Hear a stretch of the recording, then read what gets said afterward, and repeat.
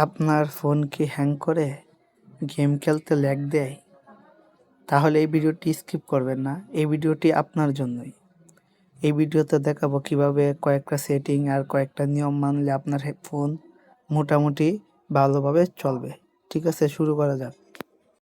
প্রথম কথা হচ্ছে আপনি যেইগুলো অ্যাপ ইউজ করেন, টিকটক, ফেসবুক, ইউটিউব অথবা বিকাশ, নগদ যাই করেন, ওইগুলা ব্যাকগ্রাউন্ডে রাখা যাইব না।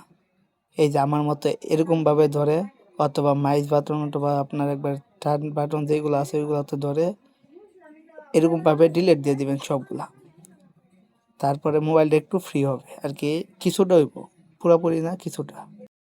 তারপরে আপনার যেটা হচ্ছে মেন কথা, আপনি যেইগুলো অ্যাপ ইউজ করেন, হ্যাঁ, যেমন ফেসবুক আর টিকটক এরকম টাইপের রিলেটেড যেই অ্যাপগুলো আছে ওইগুলো ইউজ করেন, ওইগুলো ব্যাকগ্রাউন্ডে তো ডিলিট করলাম, কিন্তু ওইটার ভিতরেও আপনার কিছু আর কি ক্যাশ থাইকা যায়, ওইগুলা ডিলিট দিতে হইব। ওইগুলা ডিলিট দিতে গেলে আপনার অ্যাপের ভিতরে ডাবল ক্লিক দিয়ে ধরবেন, ধরে ভিতরে ঢুকবেন। ঢোকার পরে এই যে স্টোরেজ নামের একটা অপশান আছে, স্টোরেজে ক্লিক করে নিচে দেখেন একটা রেড লাইনের লেখা আছে ক্লিয়ার ক্যাচ, ওইটাতে ক্লিক করবেন। ওইটাতে ক্লিক করলে সমস্যা নাই, আপনার ডাটা সব থাকবে, শুধুমাত্র যেগুলো ময়লা আর কি ওইগুলো ডিলিট হয়ে যাবে।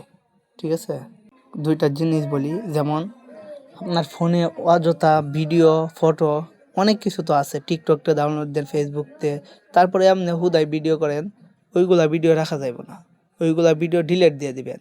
ফোন মেমোরি যদি আপনার 64 GB হয়, ওই জায়গায় 10 GB মতো ফাঁকা রাখার চেষ্টা করবেন আর কি। ঠিক আছে, ওইটা করলে আপনার ফোনটা একটু লোড কম নিবে।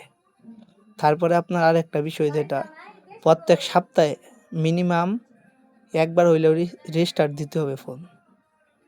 একবার হলেও রিস্টার্ট দিলে ফোনটা একটু ফ্রি থাকবে।